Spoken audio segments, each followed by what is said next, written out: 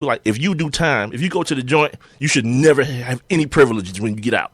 You shouldn't be able to work. You shouldn't be able to eat. You shouldn't be able to live in a house. Anything. Your life should be over. You're gonna be out here riding. Exactly.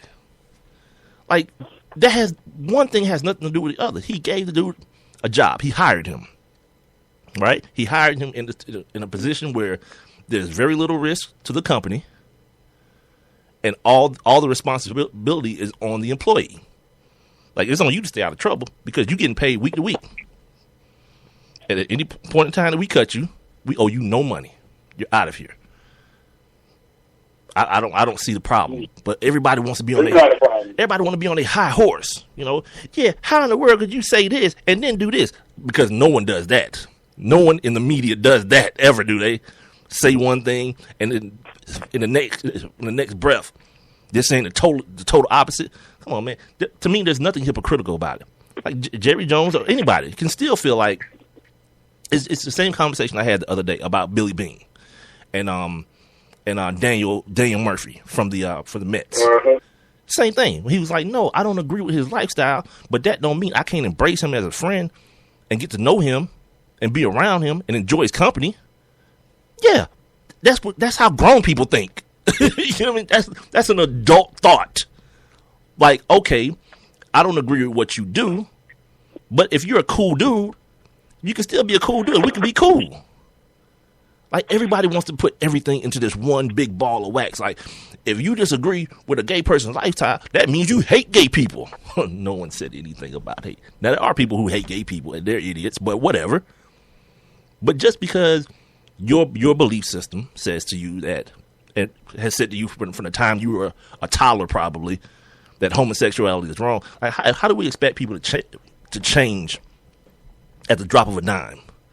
Like a lifetime's worth of this doctrine or this type of teaching being taught to a person, and now because the popular thing to do is to be all inclusive when nobody ain't had no dialogue.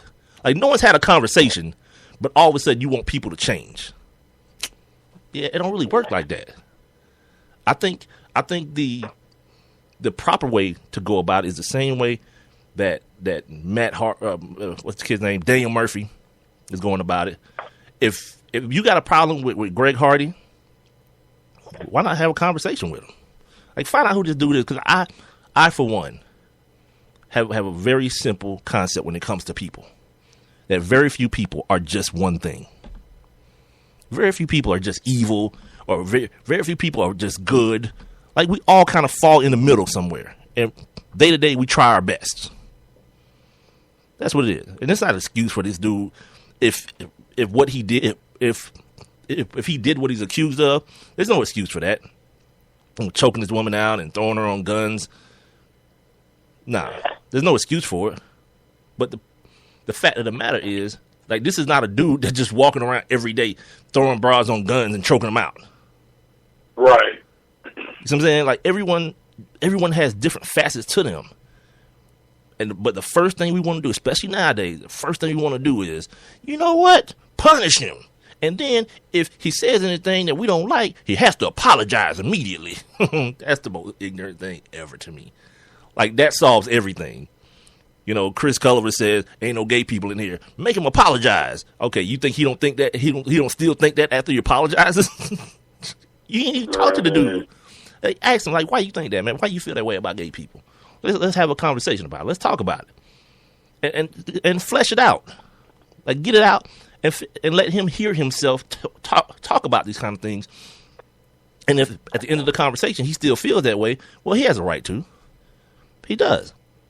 Like, my thing is just you just don't have a right to treat somebody less than a human. That's my whole thing. Treat people with respect. Mm-hmm. You can disagree all you want to. That's what grown-ups do. We disagree. Yeah, agree to disagree. Right. Yeah. It's no different right. than if you had a pit bull, and I just don't like pit bulls. I don't agree with you having a pit bull. You know, so what? It's your right to have a pit bull, though. Right. So does that mean we can't be cool? Nah, it just means I'm not gonna come over your house with that dog over there because I don't want to have anything to do with the dog. Not saying me personally, but in the example, You see what I'm saying? But I ain't got to treat you like, yeah, you got that murderer dog over there. Like, that's stupid. That's real. You over there fighting dogs? Yeah, it's crazy the way people just always clump things into one ball of wax, and they can't compartmentalize things. That I can be cool with you, and what you end up finding out, man, is that you forget. You forget about that kind of stuff. Like if you're hanging out with a dude and he's gay, and he's just a cool dude, you forget all about the gay stuff. Because if you're a grown man and you're still talking about your conquests, like broads and stuff like that, like, yeah, man, I had this broad last night, boy. Whoo-wee. Yeah, we did that 10, 15 years ago. We're adults now. You know, if you still doing that number, and then you think that's what's gonna happen, if you have a gay homeboy, he's gonna be like, yeah, man, me and this dude was like, boy, okay. I'll body slam that fool. Yeah, like who still does that as an adult? Oh my God! Like, you can't. Well, look, no, this is one of those things, man, where you kind of have to be careful with that kind of stuff because it's like you never know who you're talking to. As a man, some men just freely just say whatever, because that could be uncomfortable for somebody that's homosexual. I mean, because just imagine, Mike, if you were talking to a guy and he was gay, right? But he was talking to you like a dude, and you done talked about, how you smashed some chick last night, and then he come back and giving you the same details about some dude he smashed. But that would be so uncomfortable. But that's what I'm saying. Like, what adult dude does that now? Like, if you're a grown man, I got a homie that does that. He still do that. Yeah, tell him to stop. Like, he's our age. Yeah. Tell him to stop. Because then I'm gonna start blaming you for still hanging out with him. That's ridiculous. Don't blame me. I'm gonna have to. I'm gonna have to start questioning your judgment. Because that's ridiculous. If you're that dude, like, dude, I'm about to be 38 this year. What am I doing? Like, yeah, man, Rob, boy, you got to hear me and my wife doing last night, boy. Whew. Nah. Hey, somebody got to provide some kind of comic relief. Yeah, there's plenty of other stuff. That's all. But there's plenty of other things to laugh at. Like, we do it every night, and yeah, it never comes up. How you smashed your wife, that never comes up in the conversation. Like this, it goes back to what I'm talking about. Like how people make up these scenarios in their mind. Like Jamie Dukes used to be like, "Yeah, it'll be like if some dude was in the shower with my wife." What? So a dude being if a dude was at the gym, like if at his wife's gym they had co-ed showers and the dude's in the shower with his wife, the way she'd feel. I was like, wait a minute, that's kind of not the same thing. At all. What are you talking about? Because there's this assumption. What gym? Hold on now. Like Jamie Dukes has co-ed. No, what gym has co-ed showers? Okay, let me clarify what he was talking about. He was having this. He was making up that whole scenario that these former players have of a gay dude being in the shower. About Michael Sam. Not just Michael Sam, but just a gay player being in the shower in a team organization. And he was like, that'd be the same thing as if my wife was at the gym and they just let dudes shower with the women. I was like, well, kind of not. Nah, that's different. Because what you're assuming is, Mr. I played more than a decade in the NFL, that you've never taken a shower with a gay man present. That couldn't be more ignorant. That couldn't be any more ignorant, dude. Yeah, just because somebody ain't out, And again, that's why I keep saying I need a gay homeboy because I got questions, right? I do have questions. Mm-hmm. Because if you're a dude and you're attracted to dudes, like I can't assume that you won't take a peek now. Like, even though the dude is straight, because as a dude, again, like in Jamie Deuce's example, if I'm in the shower and there's a bunch of lesbians in there and they all fine, I don't care.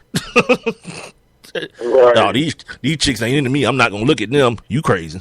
You crazy as hell. I'm taking mental snapshots. Bang. See, and creepy Rob Lowe appears. Nah, seriously. So I want to know these kind of things, but again, I'm not dude. I'm not trying to put nobody on blast or definitely not consciously offend anybody. But to me, a gay dude essentially is still a dude, though. He's still wired the same way I'm wired. He just have a different preference. Right. Uh-huh. So if I'm thinking about if I'm projecting myself and what I would do in the opposite situation, why wouldn't I assume that he would do the same thing in his situation? So again, at some point I'm gonna stop being such a child, and like somebody's going like I'm gonna get to know somebody and realize, oh, this dude's gay, because it's gonna be hard like if the dude's already gay, because like I'm not hitting on you, bruh.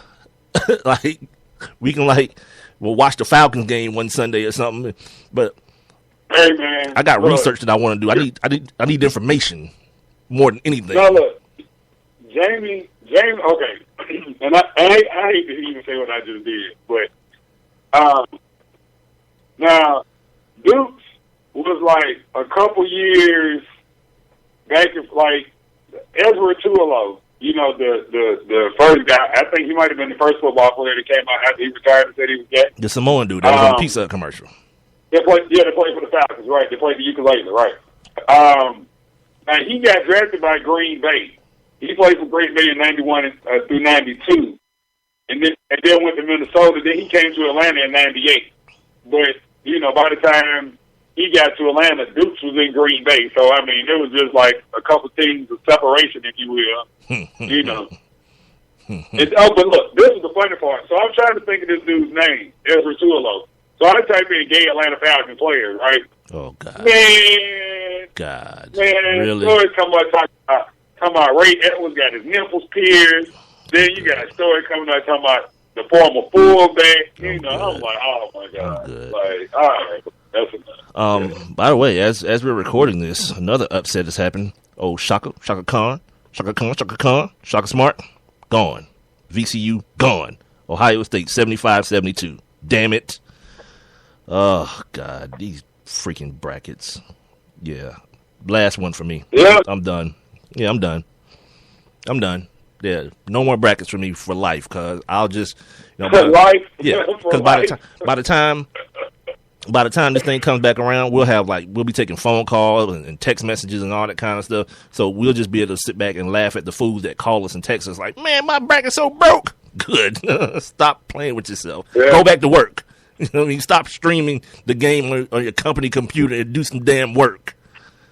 Now, you just have to know that by 4 o'clock, you had UAB to advance and Georgia State to advance. You already know what kind of tournament you're about to have this year. Yeah, and that happened about 4 o'clock today. Again, Kentucky won't win the national championship, just based on exactly what you said. Yeah, too much foolishness going on, dude. And what's happening, too, like, to take it to the court and not just be so nebulous about it, like, these big teams are peeing down their legs. They're turning the ball over at a crazy rate. They're not hitting free throws, like all the things that you think the better team would do. They're doing none of them. I can even imagine. I can even imagine with VCU. I heard somebody pick this VCU game, and because shocking them, they like to press all game long. They get up in your face and they press full court all game long. Mm-hmm. But what breaks the press? Ball handling. Ohio State apparently has 2 good guards. There's that. The upset happened. Like the styles, like boxing, like the styles conflict. So you press. I got 2 dudes that can handle the ball that won't turn it over. You lose. Yeah, they counters it. Yeah, you lose just like that. Wow, we got a minute to go in this hour. We have talked about absolutely nothing. We have had absolutely no. Hey, you can't tell me we did. No reasonable conversation of any type. I don't feel like I've enlightened anyone or fulfilled anyone today, but myself and my obligation to do an hour of podcasting. But no, when we come back though, seriously, when we come back, we here. I want to talk to you guys about this article. It's called "Bias in the Booth: An insider exposes how sports media distorts the news" by Dylan Gwynn.